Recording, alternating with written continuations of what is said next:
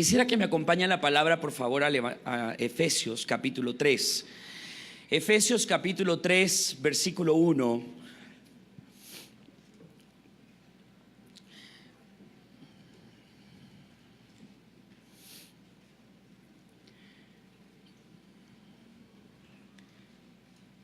Quiero continuar construyendo el pensamiento que el Señor ha estado hablándonos para este tiempo.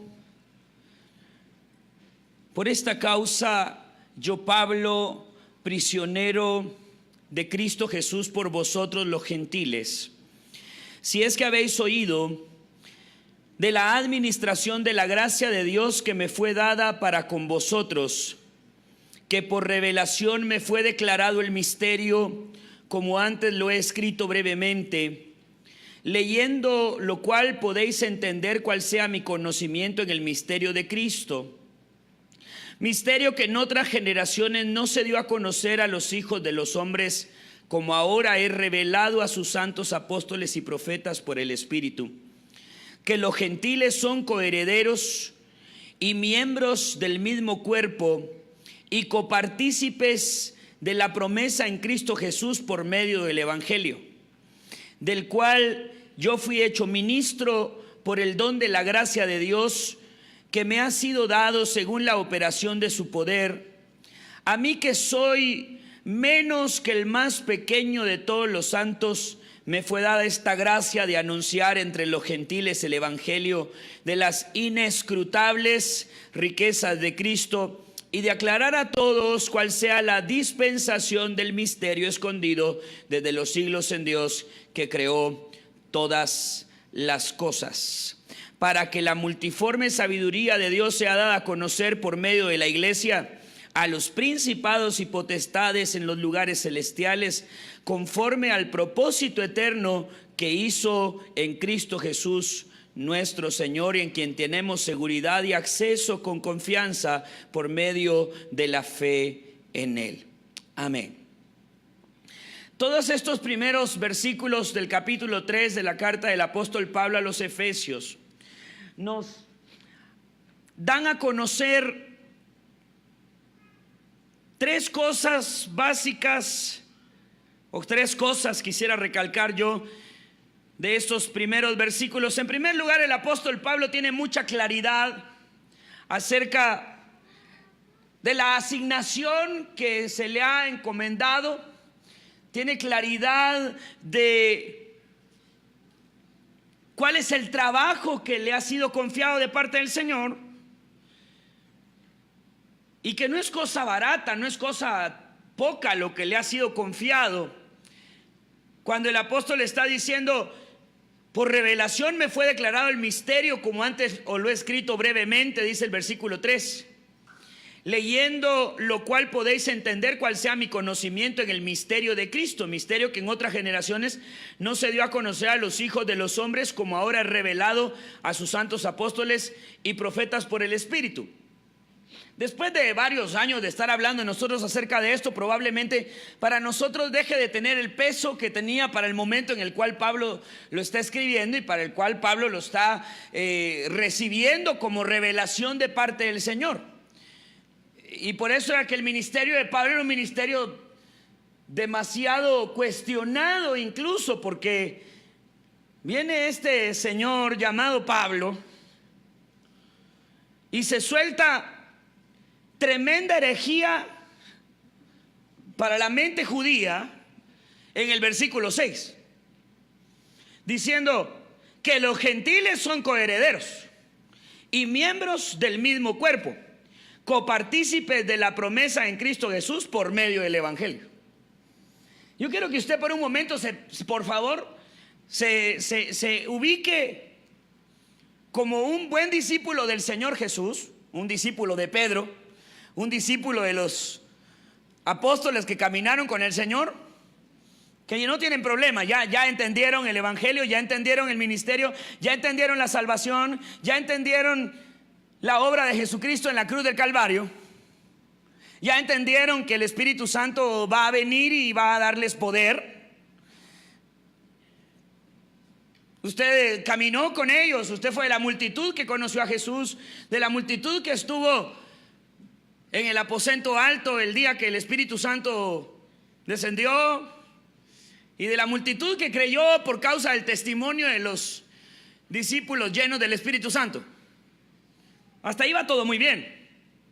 Pero luego resulta Pablo diciendo que los gentiles son coherederos y miembros del mismo cuerpo y copartícipes de la promesa en Cristo Jesús por medio del Evangelio. Para nosotros eso es una buena noticia. ¿Por qué? Porque nosotros somos contados dentro de esos gentiles.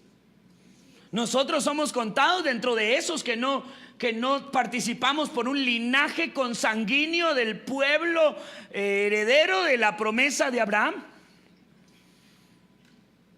Pero para ese momento Pablo está expresando a este pueblo el entendimiento acerca del misterio que él está teniendo. Y yo quiero recalcar esta mañana 3 palabras. La primera, que está en el versículo 2.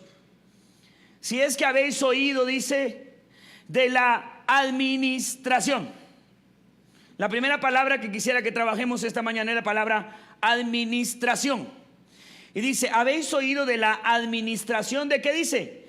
De la gracia de Dios que me fue dada para con vosotros, que por revelación me fue declarado el misterio, como antes solo he escrito brevemente, leyendo lo cual podéis entender cuál sea mi conocimiento en el misterio de Cristo, misterio que en otras generaciones no se dio a conocer a los hijos de los hombres, como ahora he revelado a sus santos apóstoles y profetas por el Espíritu, que los gentiles son coherederos y miembros del mismo cuerpo y copartícipes de la promesa de Cristo Jesús por medio del Evangelio, del cual fui yo hecho ministro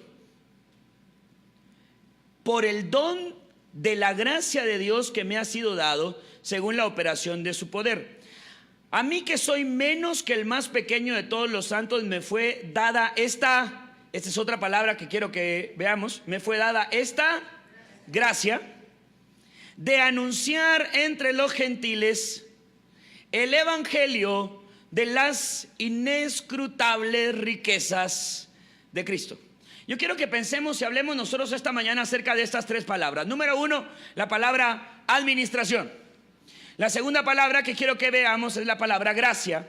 Y la tercera palabra que quiero que veamos es una composición de palabras, porque me gusta cómo el apóstol lo describe, que va coherente a las otras palabras anteriores.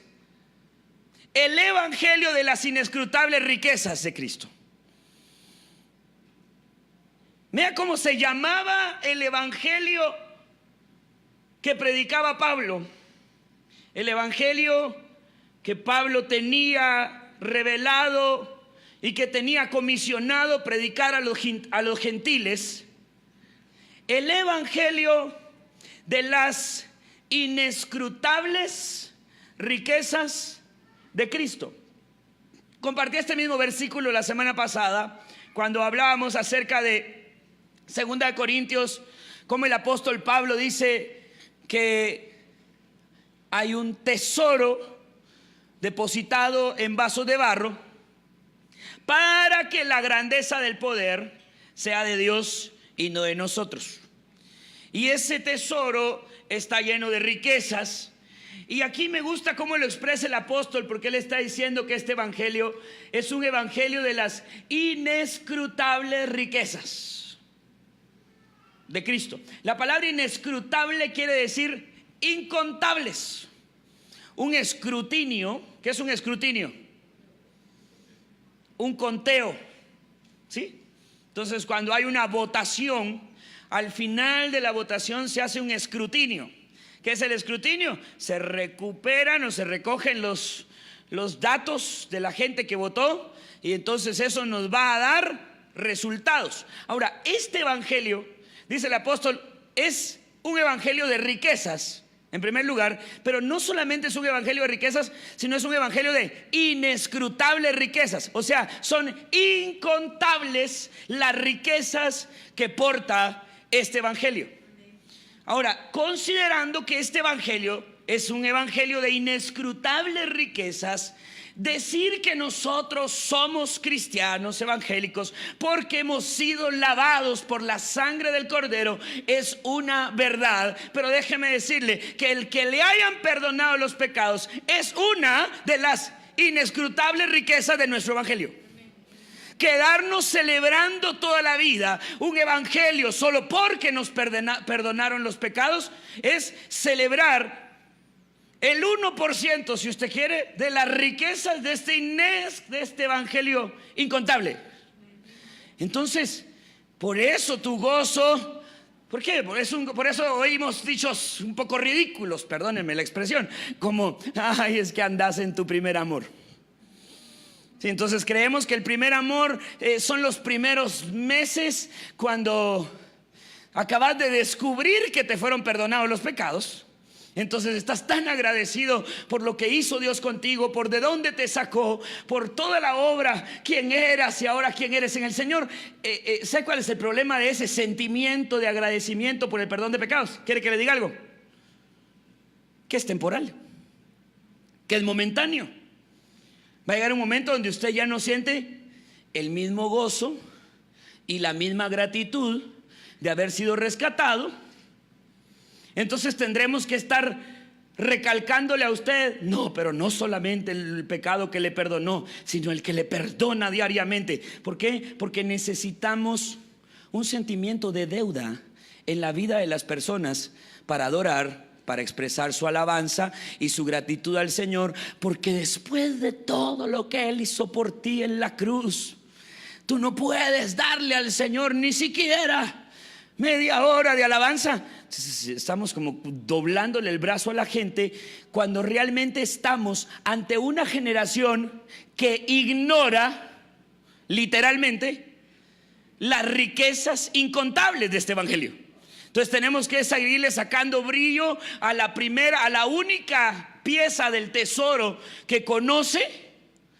La única pieza del tesoro que le fue enseñada, tenemos que sacarle brillo y tenemos que envolvérsela con celofán y otro día con papel de regalo y otro día ponerle una moñita y otro día viendo si la ponemos sobre un pedestal de oro. ¿Por qué? Porque la riqueza que tiene en sí no es suficiente para toda una vida. Pero a medida que los ojos de nuestro entendimiento van siendo alumbrados y que nosotros vamos conociendo las riquezas incontables de este evangelio, vamos a ir siendo transformados en toda nuestra expresión, en nuestra expresión de alabanza, en nuestra expresión de adoración. Pero déjeme llevarlo mucho más allá de la vida de culto, en nuestra expresión de vida. ¿Por qué? Porque a medida que yo entiendo que a mí me fueron dadas las incontables riquezas. A ver, hágame favor y cuéntele al que está a la par suyo y dígale: te fueron dadas incontables riquezas. Otra vez, ahora el del otro lado, dígale: te fueron dadas incontables riquezas. Ahora, aquí viene la parte interesante. Por eso viene la primera palabra que quise sembrar, es la palabra administrar. ¿Por qué? Porque no te fueron dadas las incontables riquezas para tu deleite, no te fueron dadas las incontables riquezas para tu vanagloria, no te fueron dadas las incontables riquezas para que nosotros compitamos en quién tiene más, sino te fueron dadas las incontables riquezas de ese evangelio para que tú y yo las administremos, para que nosotros crezcamos en la administración. Por eso dice, ustedes leyendo pueden enterarse cuál es mi conocimiento acerca de este misterio y cuál es la administración que a mí me ha sido dada de anunciar a los gentiles las inescrutables riquezas de este evangelio. Cuando nosotros cambiamos la mentalidad de niños que les fueron dados hermosos regalos, y entonces salimos de la mentalidad de juguete nuevo, ¿sí o no? ¿Cómo es un niño con juguete nuevo? Bueno, y algunos niños de 40, 50 y 60 se portan exactamente igual con el juguete nuevo. Nueva iPad, nuevo celular, nuevo carro, nueva computadora, nueva pantalla. ¿Qué hace con el juguete nuevo? Está emocionado, quiere conocerlo, quiere ver cómo funciona, cómo lo conecta, quiere sacarle el mayor provecho. Pero el problema es juguete nuevo. ¿Cuánto le va a durar esa emoción? ¿Cuánto le va a durar esa ilusión de ver, conocer? Cuando ya descubre cómo funciona, cómo apagar, cómo encender, ya dejó de ser nuevo.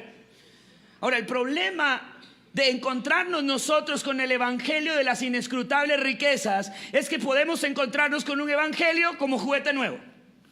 Y entonces de repente algunos hermanos descubrieron el poder de este evangelio para sanar enfermos, el poder de este evangelio para hablar lenguas, el poder de este evangelio para imponer las manos y que las cosas sucedieran. Sí, eso es parte de las riquezas incontables de este evangelio. El poder del Espíritu Santo tocando la vida de las personas. El problema, ¿sabe qué es? Que nos enfrentamos a esas riquezas de este evangelio desde la mentalidad infantil, desde la mentalidad de niños con juguete nuevo. Y entonces aquello que era para un momento lo volvimos la moda, la visión y el propósito de la iglesia, y a eso le llamamos avivamiento. ¿Por qué? Porque nos quedamos todos disfrutando el juguete nuevo. Ahí va el juguete para allá, ahí viene para acá, tómelo, agárrelo, recíbalo, lléveselo. Sí, ¿por qué? Porque andamos jugando con el juguete nuevo, pero nunca crecimos a la mentalidad de administrador. Vaya conmigo a 2 Corintios capítulo 3.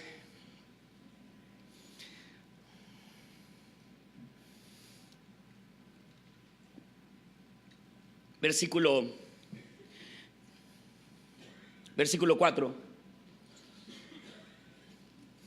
Y tal confianza tenemos mediante Cristo para con Dios.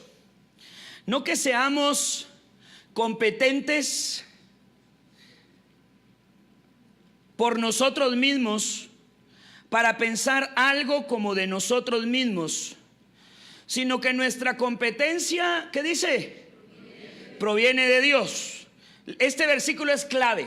Por favor, léalo fuerte. El cual, ¿qué dice? Asimismo nos hizo ministros competentes de un nuevo pacto, no de la letra, sino del Espíritu, porque la letra mata, mas el Espíritu vivifica. Ahora, algunos de estos versículos que vamos a ver esta mañana, vamos a ver por qué, cuál es el entendimiento que Pablo tenía de ese misterio.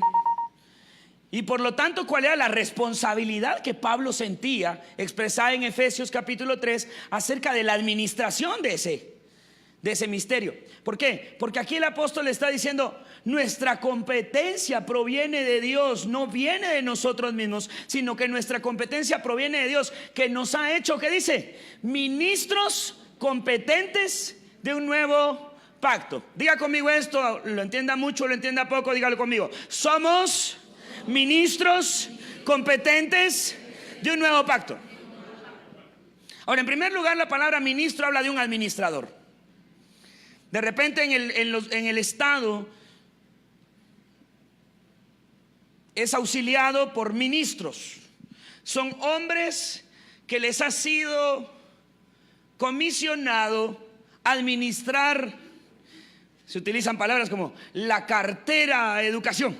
¿Qué significa eso? Esa persona es el auxiliar del Estado, el auxiliar del Ejecutivo, del organismo ejecutivo, para resolver todos los asuntos concernientes a la educación del país. Por eso esa persona es el ministro de educación. Deseamos que sea un ministro competente de educación, pero dejémoslo eso para otra plática. ¿Por qué? Porque le está siendo confiado la administración de algo demasiado importante: la salud, la educación, la seguridad del Estado, las finanzas del Estado. las relaciones internacionales con Guatemala. O sea, cada uno tiene una asignación muy específica. Y el apóstol Pablo está diciendo: a mí me fue confiada la gracia de anunciarles a ustedes este ministerio. Y nosotros encontramos aquí en 2 Corintios capítulo 3 que nosotros, nuestra competencia no viene por hacer algo o pensar algo por nosotros mismos, sino que nuestra competencia proviene de Dios, que nos hizo ministros competentes de un nuevo pacto. Vaya conmigo por favor a 1 Corintios capítulo 4.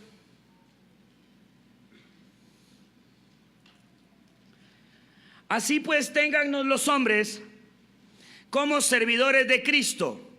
Y vea lo que dice: y administradores de los misterios de Dios. Verso 2, ¿qué dice? Ahora bien, se requiere que los administradores, ¿qué dice? De los administradores, que cada uno sea hallado fiel. Ahora, déjeme sembrar esta palabra en su corazón esta mañana. Necesitamos migrar de la mentalidad de receptores, de la mentalidad de niños con juguete nuevo, de la mentalidad de las víctimas del fracaso, las víctimas del dolor, las víctimas del pecado, que el Señor vino a rescatar. Y entonces vea, eso está bien para la primera etapa de nuestra fe, cuando fuimos alcanzados por su misericordia. Un día de estos quizá quisiera compartir la diferencia entre misericordia, la diferencia entre amor y la diferencia entre gracia. En primer lugar, la misericordia tiene que ver con la condición de miseria en la que tú y yo estábamos. Entonces Dios tuvo misericordia por su grande amor con que nos amó. Dios tuvo misericordia. Ahora vea, o sea, usted estaba en una condición de miseria. Entonces Dios ve su miseria y tiene misericordia. ¿Por qué? ¿Qué expresó Dios cuando tuvo misericordia de usted? Su amor. Y entonces con el amor que le tenía tuvo misericordia y nos salvó. ¿Qué nos dio por misericordia? Porque tenía amor, nos dio gracia. Amén. Pareciera lo mismo, pero no es lo mismo. Todo pertenece al carácter de Dios, pero el punto es: yo no hice nada para merecer estas inescrutables riquezas, porque era miseria humana, pero Él, por el amor con que me amó, se compadeció de mi miseria, tuvo misericordia y solucionó mi problema dándome gracia. Pero entonces gracia no es el regalo de la salvación.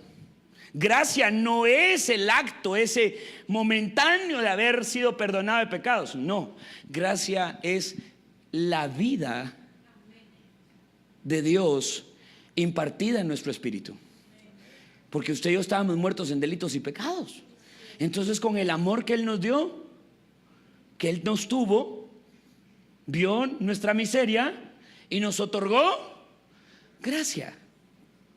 Entonces aquí dice el apóstol Pablo: téngannos los hombres como servidores de Cristo y administradores de los misterios de Dios. Ahora pues se requiere que los administradores, cada uno sea hallado fiel. Vea cómo el evangelio va a empezar a cambiar. Y déjeme decirle que de alguna manera a la mente y al alma humana hay una reacción natural contraria y adversa a este pensamiento. Ahora le voy a decir por qué. ¿Y cómo sé yo que soy religioso? ¿Sabe que hay un examen fácil que usted puede hacerse para saber si usted es un religioso o no? ¿Sí? ¿Cuántos quieren saber si son religiosos o no? Es bien fácil. Porque una de las características que tiene la religión es que te pone una serie de pasos, reglas, normas que tienes que cumplir. Y entonces, según el grado de fidelidad, según el grado de observancia que tú hayas tenido de ese número de reglas y leyes y normas y de pasos que has tenido que hacer, así será como tú te sientes en función de calidad de vida espiritual. ¿Sí? Déjeme hacer una pregunta para seguir construyendo esto.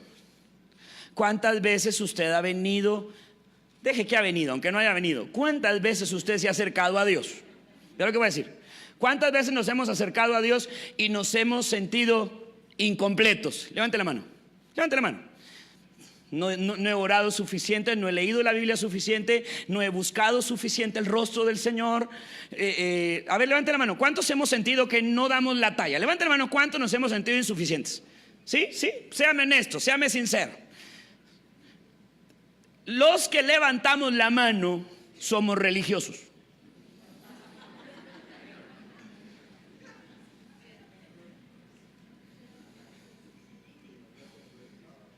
Porque desde el momento que nosotros estamos buscando que nuestra calidad de vida espiritual depende de cuánto tú haces, de cuánto tú te esfuerzas, de cuánto precio tú pagas, de cuánto tiempo tú pasas, del tamaño de los callos de tus rodillas. ¿Sabe cuál es el problema de todo esto que pueda sonar inocente? Es que todo eso te expone a dos cosas. Número uno, te expone al espíritu de competencia. ¿Por qué? Porque es que es lo bueno. Por eso le voy a decir que la religión es un dulce venenoso pero delicioso. Sí, la religión es un dulce peligroso, pero al fin y al cabo es delicioso. ¿Sabe por qué? Porque por naturaleza el hombre es competidor, ¿sí o no? Competitivo. Entonces, ¿sabe qué es lo bueno? A ver, ¿cuántos aquí son buenos para algo? No somos buenos para todo, pero somos buenos para algo. ¿Cuántos aquí son buenos en las matemáticas? Levanta la mano aquí. ¿Cuántos son buenos en las matemáticas? ¿Qué le preocupa a usted cuando usted entra a un examen de matemática, aparte del examen? De la gente que está con usted. ¿Qué es lo que a usted le preocupa? Piense como competidor. Usted empieza a ver y dice, el Dan, nah. Carlitos, nah. Josué, ese sí, mira. Adán, nah. ¿Por qué? O sea, como que no tengo competencia.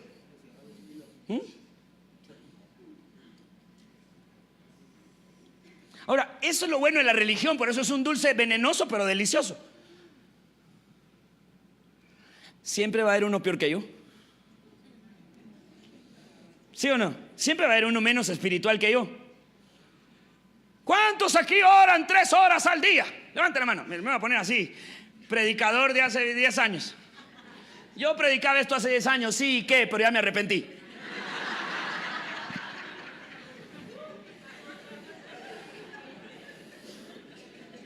¿Cuántos oran 3 veces? ¿Cuántos oran 3 horas al día mínimo? Levante la mano. ¿Cuántos oran por lo menos 1 hora al día? ¿Cuántos oran media hora?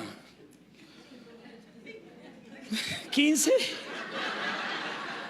Bueno, hermano, el Señor mira el corazón. Con eso tiene que terminar uno, porque al final de cuentas se encuentra con una partida de carnales que no oran. Ahora, los que oran solo 15 minutos respiraron por lo menos con los que ni siquiera levantaron la mano. Porque quiere decir que por lo menos yo oro 15, ellos no oran nada. Otro día hablaremos de la oración desde la perspectiva del nuevo pacto, porque según el nuevo pacto dice que oramos sin cesar. Hay que ver qué, cómo, de qué forma y cuándo. Porque ya no se trata de tiempo. Porque si ya en nuestro entendimiento no es buscar al Señor externamente en el templo, en la iglesia, sino encontrarnos en el Señor. O sea, orar va a tener otro significado mucho más allá de lo que hablamos y de lo que decimos. Y podremos decir que nuestra acción, nuestro actuar que expresa la vida de Cristo, se convierte para Dios en una oración. El vivir en el gobierno, el vivir en el reino de Dios, aunque no oré 1 hora, la vida de obediencia se convierte en olor fragante para el Señor. Y esas son las oraciones de los justos que recibe el Señor según Apocalipsis. Son las acciones de los justos. Pero ese es otro tema, usted que me saca el tema. El punto es, lo bueno de la religión para el alma es que siempre va a haber uno peor que yo. Siempre va a haber uno más débil que yo. Ay, cuando yo ya pagué el precio, hoy sí oré, hoy sí vine oradito, ayunadito, hoy sí vine poderoso. Hoy sí vengo con mi cuota bien pagada. A ver, directores de alabanza, ¿cuántos subimos al altar alguna vez después de ayunamos para poder dirigir? Levanten la mano, a directores de alabanza y predicadores. ¿Cuántos ayunamos unos días antes de predicar? ¿O ayunamos antes de dirigir la alabanza? ¿Ayunamos antes del retiro? A ver, ¿cuántos lo hicimos? No estoy diciendo que no lo vamos a hacer más, solo el punto es desde qué perspectiva. El punto es que como ayunamos, oramos y clamamos, veníamos confiados que ese día iba a pasar algo poderoso. ¿Por qué? Porque hoy sí pagué mi cuota. Señoras y señores, eso es religión.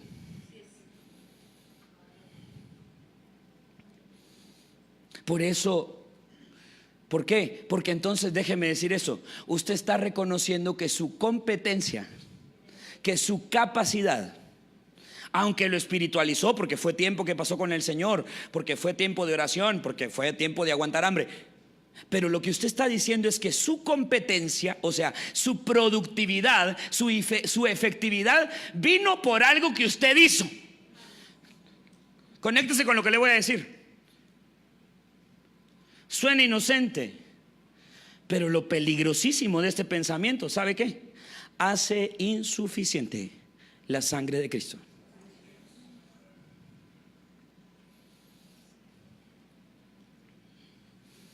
Amo ese silencio sepulcral.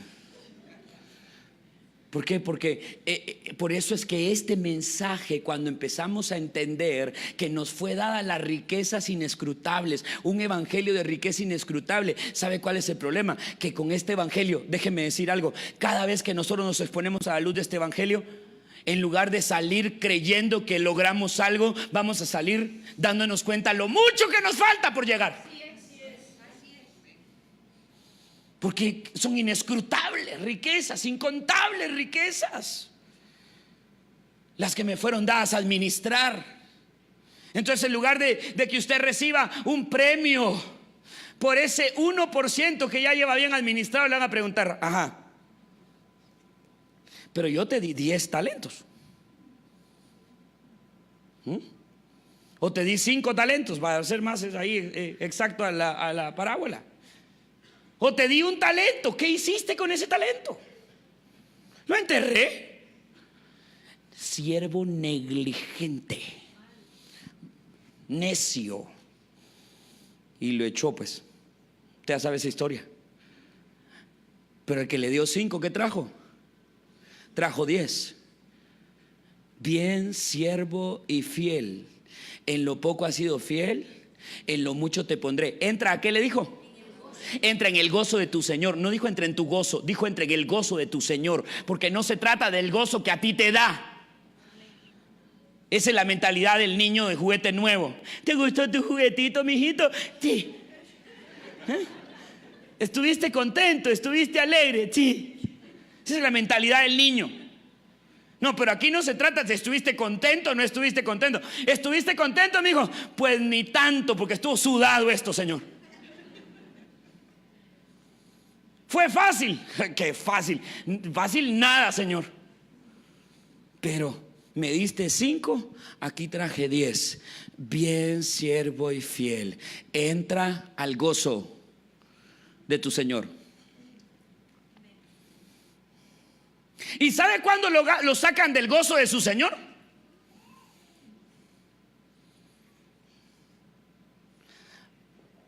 Para darle el que le quitaron al negligente.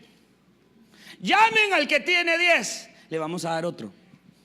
¿Por qué le dieron otro al que tenía 10 y no al que tenía nada más 4? ¿Por qué? Porque este tenía la capacidad ahora de los 11 multiplicarlos probablemente en 22.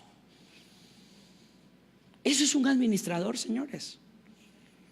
Cuando entendemos este evangelio, no como el evangelio, solo el evangelio de la salvación. Siento que llevamos mucho tiempo viviendo el evangelio de la salvación, viviendo el evangelio del perdón de pecados, viviendo el evangelio del amor de Dios sobre nosotros, pero seguimos recibiéndolo como receptores, como beneficiarios, como niños y no como administradores.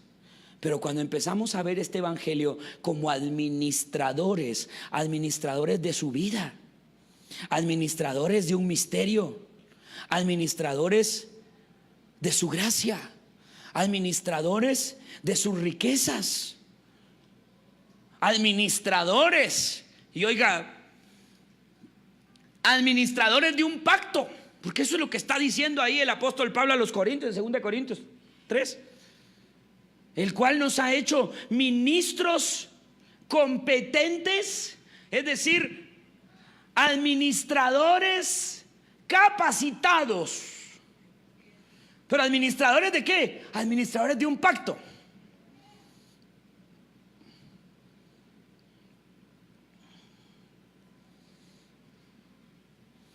Diga al que está a la par, aunque lo entienda después y lo sigamos entendiendo más adelante, dile, somos administradores de un pacto. Ahora, levante la mano así, solo así, bien sinceramente. ¿Cuántos ya saben que son administradores de un pacto? Levante la mano. ¿Cuántos saben que administramos un nuevo pacto? Ahora, le voy a hacer esta pregunta así a quemarropa, porque se la van a hacer en la calle seguramente. Y si no se lo hacen los hermanos, se lo hace la vida misma. Explíqueme entonces qué es el nuevo pacto. Porque si usted dice que es administrador de los misterios del nuevo pacto, usted tiene que ser un experto entonces en el nuevo pacto. Me atrevo a hacer 2 o 3 preguntas acerca del nuevo pacto. A ver, ¿quién se atreve a responder? ¿Qué es el nuevo pacto? A ver, vamos por grupos, a ver quién lo salva, los del grupo. ¿Qué es el nuevo pacto?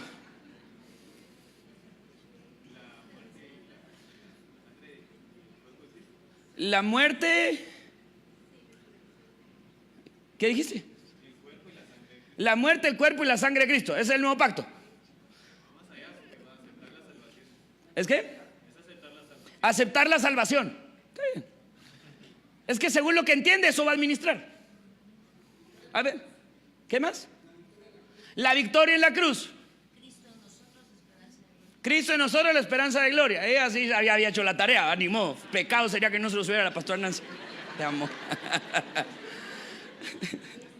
A ver, ¿quién más? A ver, ¿quién más dice? A ver, Gustavito.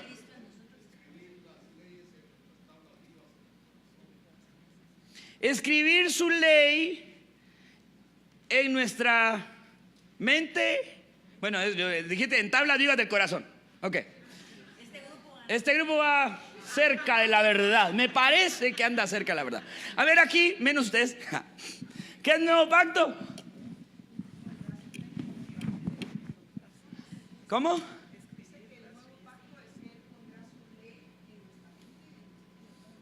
Escribir su ley. Hermana Marta, ¿qué es el nuevo pacto? Ahora sí la dejo hablar.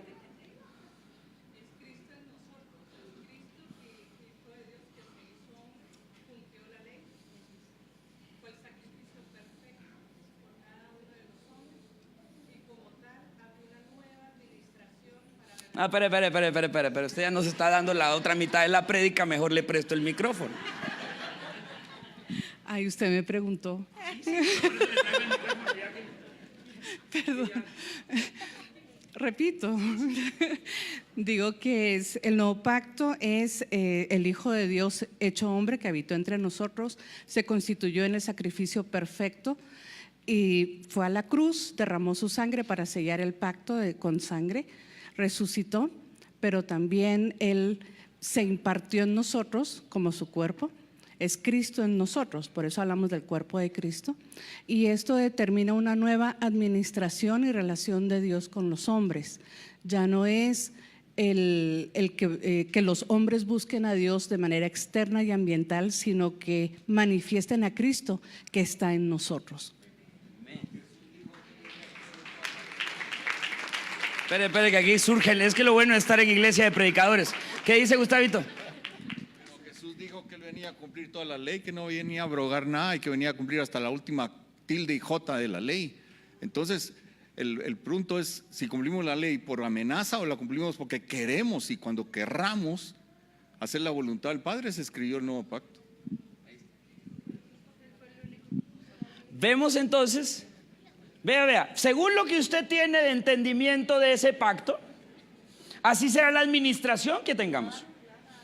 Si para mí el nuevo pacto es perdón de pecados, vamos a celebrar 20 años más. Me perdonó, me liberó de las cadenas, me liberó. ¿Sí o no?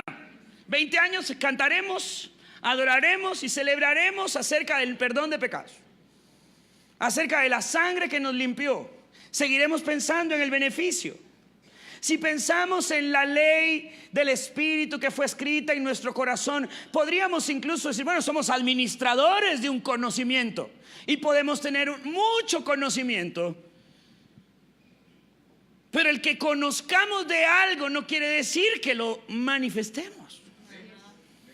Yo puedo conocer acerca de fisiología, yo puedo conocer acerca de medicina, yo puedo conocer acerca de nutrición. ¿Alguien aquí ha estudiado algún curso de nutrición? ¿Sí o no? Sí, tú eres experta en nutrición. Pero podría ser una nutricionista con sobrepeso. Podría ser una nutricionista anoréctica. ¿Cómo? Porque el conocimiento no es vida. Tú puedes saber lo que hay que comer, lo que no hay que comer, los grupos alimenticios, vitaminas y todo lo demás. Tú puedes saberlo, pero el saberlo no te hace vivirlo. Lo mismo va a pasar con esto. Esto va más allá del conocimiento. Por eso, déjeme ponerlo de esta manera, unificando todo lo que hemos visto. Administradores del nuevo pacto. Que su ley sea escrita en nuestra mente y en nuestro corazón. ¿De qué manera era escrita la ley en nuestra mente y en nuestro corazón? Por la persona de Jesús. Porque fue el único que pudo cumplir perfectamente la ley. La ley tenía una característica que si usted se esforzó en cumplir el 95% de la ley, no valía. Por eso dijo Gustavo, hasta la última iota, hasta lo último, la ley tiene que ser cumplida hasta lo último. Y desde la naturaleza humana, desde la naturaleza caída, era imposible que el hombre pudiera cumplir la ley, excepto el hombre perfecto, Jesucristo. Vino a cumplir a cabalidad la ley y satisfizo al Padre con el cumplimiento de la ley. Entonces Dios de esa manera se garantiza que nosotros vivamos en la obediencia a Dios, que vivamos en la santidad, no por el esfuerzo externo, no por el mucho que deseamos hacer la voluntad de Dios, no, sino por cuanto la vida y la persona y el carácter de Cristo creció en mí, se va a expresar en obediencia. Pero déjeme decir esto, no la obediencia de Deuteronomio 28. ¿Cuál es la diferencia entre la obediencia del Hijo en nosotros que la obediencia de Deuteronomio 28? Y acontecerá, si oyeres atentamente la voz de Jehová para poner por obra sus estatutos y decretos que yo te doy hoy, estas bendiciones vendrán sobre ti y te alcanzarán. Serás bendito, bendito, bendito, bendito, bendito. Sí, pero la diferencia es que estas bendiciones estaban sujetas, uno, a la observancia de la ley, a oír atentamente, a poner atención a la ley. Número dos, estaba sujeta a si la lograbas cumplir. Pues todos los que les gusta predicar acerca de las bendiciones que vendrán sobre ti, te alcanzarán, no se dan cuenta que ese capítulo tiene una sentencia de muerte, de incapacidad. Porque esas bendiciones vienen sobre ti como consecuencia de la observancia y de la fidelidad a la ley. Y era imposible cumplirla. Según esa obediencia no podemos ser bendecidos entonces. Vaya conmigo a Hebreos capítulo 10. Ya casi empiezo mi prédica. Hebreos capítulo 10, versículo 16. Este es el pacto que haré con ellos después de aquellos días, dice el Señor. Pondré mis leyes en sus corazones y en sus mentes las escribiré. Añade, y nunca más me acordaré de sus pecados y transgresiones. Vea el referente profético de Jeremías 31:33. Mas este es el pacto que haré con la casa de Israel. Después de aquellos días, dice Jehová, daré mi ley en sus mentes, en sus entrañas, y las escribiré en sus corazones. Y seré yo a ellos por Dios, y ellos me serán por pueblo. Y no enseñará más ninguno a su prójimo, ni ninguno a su hermano, diciendo, conoce a Jehová, porque todos me conocerán, desde el más pequeño de ellos hasta el más grande, dice Jehová. Porque perdonaré la maldad de ellos, y no me acordaré más de sus pecados. Ve Ezequiel capítulo 36, versículo 25. Y esparciré sobre vosotros agua limpia, y seré limpiado de todas vuestras inmundicias, y de todos vuestros ídolos os limpiaré, y os daré corazón nuevo, y pondré espíritu nuevo dentro de vosotros, y quitaré de vosotros de vuestra carne el corazón de piedra, y os daré corazón de carne, y pondré dentro de vosotros mi espíritu. Haré que andéis en mis mandamientos, y guardéis mis derechos, y los pongáis por obra. Y habitaréis en la tierra que di a vuestros padres, y vosotros me seréis por pueblo, y yo seré a vosotros por Dios.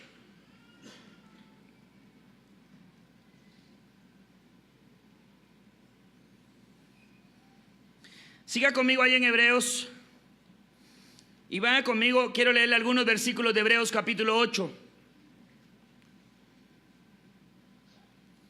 No, perdón, vaya primero conmigo al 7. Hebreos 7.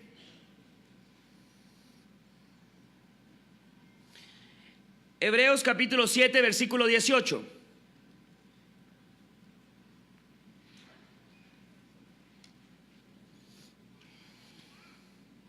Hebreos 7, 18. ¿Puede leerlo? Dice, queda pues, ¿qué dice? Abrogado el mandamiento anterior. ¿A causa de qué? A causa de su debilidad e ineficacia. Vaya al siguiente verso, al 19. ¿Puede leerlo más fuerte? No, más fuerte.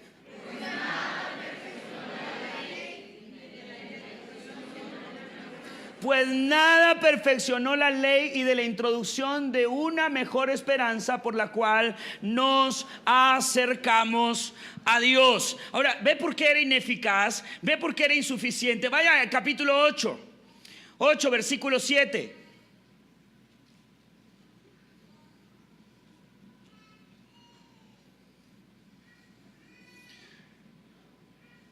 Capítulo 8, verso 7.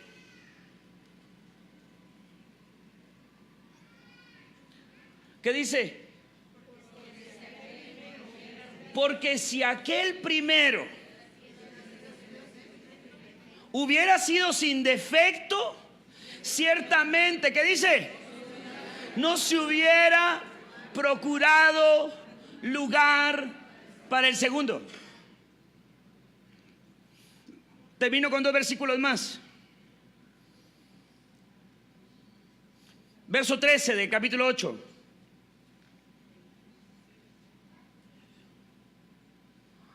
Al decir nuevo pacto, ¿qué dice? Ha dado por viejo, ¿cuál? El primero. Lo que se da por viejo y se envejece, ¿qué dice? Está pronto ¿a qué? Ahora, déjeme, el miércoles teníamos un tiempo de doctrina hermoso aquí y llegamos a esta conclusión.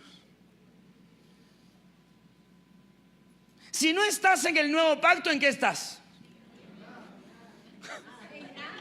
Dese cuenta. No, es que tú estás en el nuevo pacto. Te tengo una mala noticia. Se lo voy a decir, le guste o no le guste. Para Dios solo cuenta un pacto. Sí, ¿por qué vamos a estudiar el antiguo pacto? Lo vamos a estudiar, sí, porque es sombra y figura. Porque nos va a... Jesús mismo le dijo: ¿a ustedes les parece que en ella está la vida eterna? Pues las escrituras dan testimonio de mí.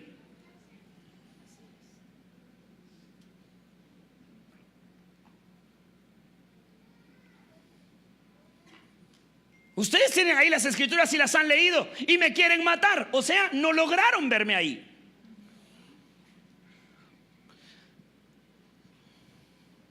Entonces dice, al decir nuevo pacto ha dado por viejo el primero, y lo que se da por viejo se envejece y está próximo a desaparecer. Hermanos, la única manera entonces que usted y yo tengamos vida espiritual, que tengamos vida, es en Cristo Jesús. Por lo tanto, el único pacto que nos interesa es el que está vigente. Así que los días que vienen tendremos que ser competentes en el pacto que nos fue dado administrar. Ya te aprendiste todos los sacrificios, ya eres experto en el antiguo pacto. Qué bueno, pero da la casualidad que te volviste experto en una ley que ya no está vigente.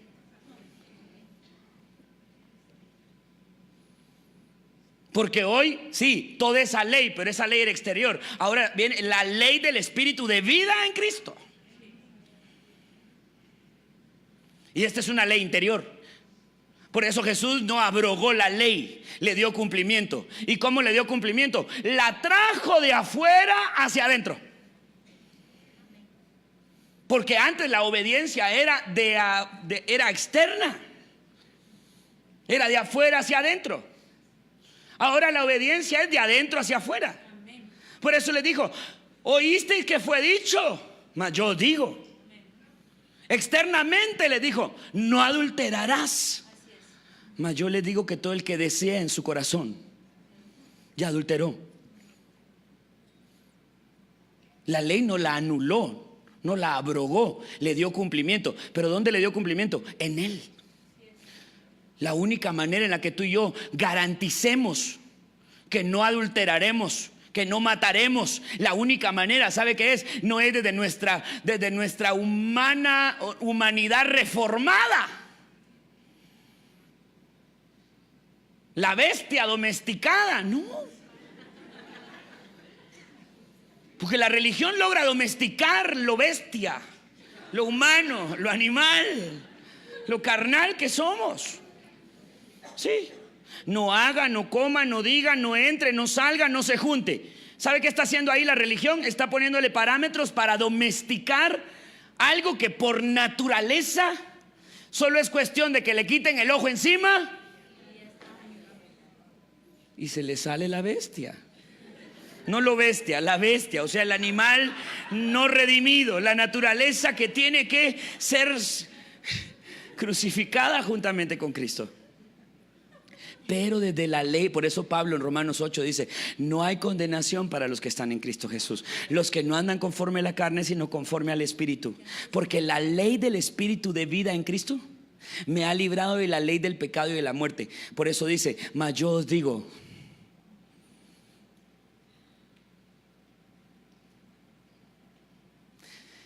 y ese yo os digo pesa más. Oiga lo que le voy a decir. Pesa más pensado desde la carne. Pero es un descanso cuando entendemos que no es nuestra naturaleza regenerada o nuestra naturaleza domesticada, sino es nuestra naturaleza regenerada. ¿Qué quiere decir eso? Jesús no viene a corregir un humano defectuoso. Jesús viene a crear una nueva vida, una nueva naturaleza, una nueva realidad. Desde la carne es imposible que tú y yo obedezcamos. Es imposible que desde mi carne que yo obedezca, por más que quiera. pero la expresión de la vida en Cristo en mí se llama obediencia. O sea, eso que tú y yo le llamamos obediencia, eso que tú y yo le podamos llamar hacer la voluntad del Padre, eso que tú y yo podamos llamar vivir en el Espíritu, eso es la expresión de la vida de su Hijo en nosotros. ¿Sabe por qué este mensaje no le gusta a la religión? Porque no le queda ni esto para el mérito, para el orgullo, para el aplauso, para la competencia de yo soy más que tú, soy más espiritual, yo tengo más vida que tú. No, no le queda ni esto, porque entonces cuando puedo expresar lo que hago, lo que soy en Cristo, no yo, decía el apóstol Pablo, sino su gracia en mí. No soy yo, sino la gracia. Y he hecho más que todos estos, decía Pablo, pero no yo, sino su gracia en mí. Su gracia en mí es la que ha hecho más que en mí que en todos. Déjeme sembrar este último verso de Hebreos capítulo 10, verso 14.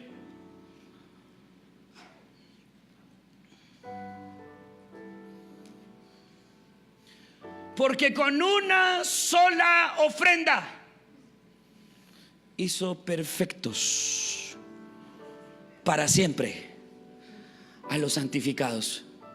El antiguo pacto, déjeme decir esto para cerrar algunas ideas. El antiguo pacto, ¿por qué era considerado defectuoso? ¿Por qué era considerado insuficiente? Y estaba lleno de sacrificios, de símbolos, de prohibiciones de la comida. Y el apóstol escribe, el autor de la carta a los Hebreos, dice que eso era necesario y era útil hasta que llegara Cristo. Pero una vez, y sabe, cuando nosotros lo estudiamos, vemos como en lo natural había una prohibición. Había prohibición de comida, había prohibición de relaciones, había una expresión física ciertamente de guardar esa ley. Ahora, vea por favor, si logra ver lo que le quiero enseñar. Ciertamente esto no dejará de ser. Por eso algunos tienen miedo de enseñar la gracia, porque creen que entonces cada quien va a hacer lo que le da la gana. No, porque si aquello era sombra y figura de lo que habría de venir, la consecuencia de vivir una vida genuinamente en el Espíritu, la consecuencia de vivir una vida genuinamente en la novedad de vida que Cristo nos dio, sí tiene que ver con comidas, mas no con comidas físicas, pero sí con comidas espirituales, porque lo que administramos es una vida espiritual. Lo que administramos es una vida indestructible. Lo que administramos es su gracia. Lo que administramos es la vida de Cristo en mí. Y si lo que se pone en juego por causa de esa amistad es la vida que administro, mucho gusto conocerte, que te vaya bien. Si lo que está en juego es la administración del misterio que me ha sido confiado, y para eso me tengo que abstener de una comida espiritual. Yo por eso no como fiambre, pero come lengua y a diario.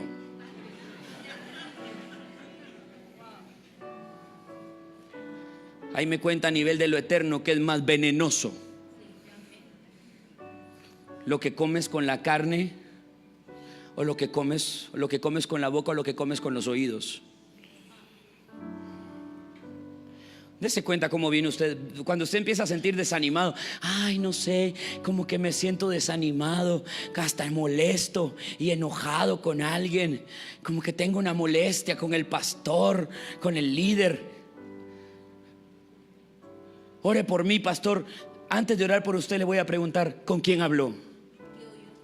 ¿A quién oyó? ¿Y quién le dio a comer un poquito de su pan envenenado?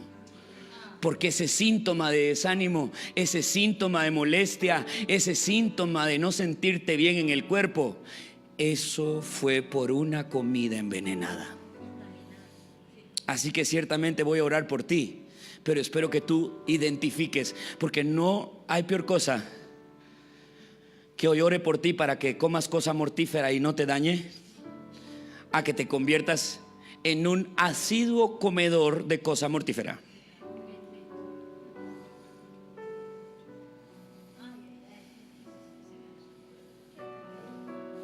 Cuando entendemos que lo que administramos, eso es administrar el nuevo pacto. Eso es administrar el pacto. No si manejamos o no bien la doctrina, si la logramos explicar bien o mal, no.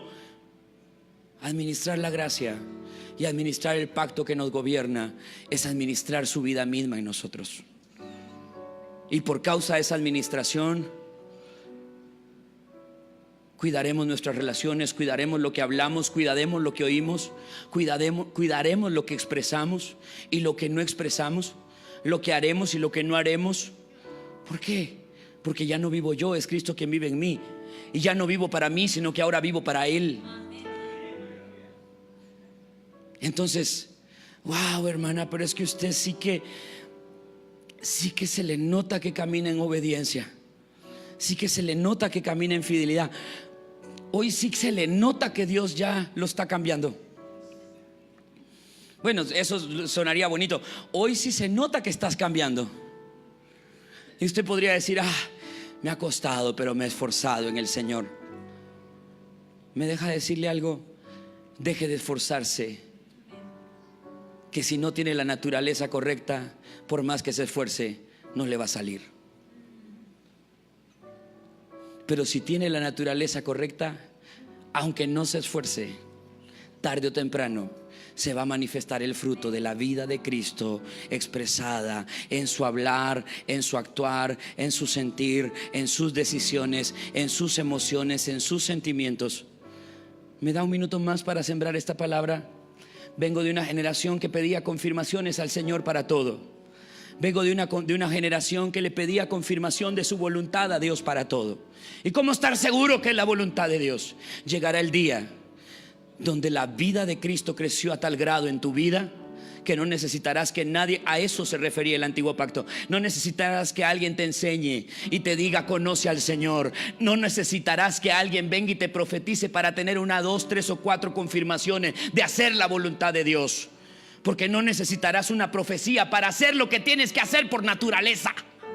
No necesitarás más confirmaciones para ver si voy o no voy. Si tú sabes que no expresa a Cristo, si tú sabes que no suma a la edificación del cuerpo, si tú sabes que niega la vida de Cristo en ti, no necesito una profecía, no necesito una confirmación. Está bien oír profecía que sus caminos no son mis caminos y sus pensamientos no son mis pensamientos, pero ese era el antiguo pacto. Pero una vez en el nuevo pacto, sus caminos son mis caminos, sus pensamientos son mis pensamientos, porque yo tengo la mente de Cristo, porque yo me hice un espíritu con Él, porque yo deseo lo que el Hijo desea, porque yo amo lo que el Hijo ama, porque mi comida y mi bebida es la misma comida y bebida del Hijo. Hacer la voluntad del Padre. A medida que crece Él y nosotros crecemos en obediencia, crecemos en santidad, crecemos en humildad, crecemos en sujeción de la carne, crecemos en sabiduría para la toma de decisiones. ¿Por qué? Porque crecemos en una naturaleza que trae inclusivo la santidad, la obediencia, la libertad, la gracia, el amor, el perdón, la humildad. Todo eso viene en el paquete completo, en aquel con el que te hicieron uno. Señoras y señores, eso es el nuevo pacto. Y ese es el pacto que nos toca administrar.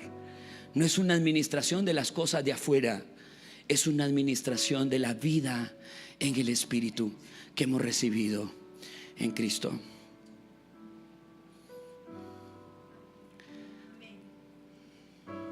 ¿Sabe qué es lo tremendo? Si somos considerados administradores y no solamente hijos receptores.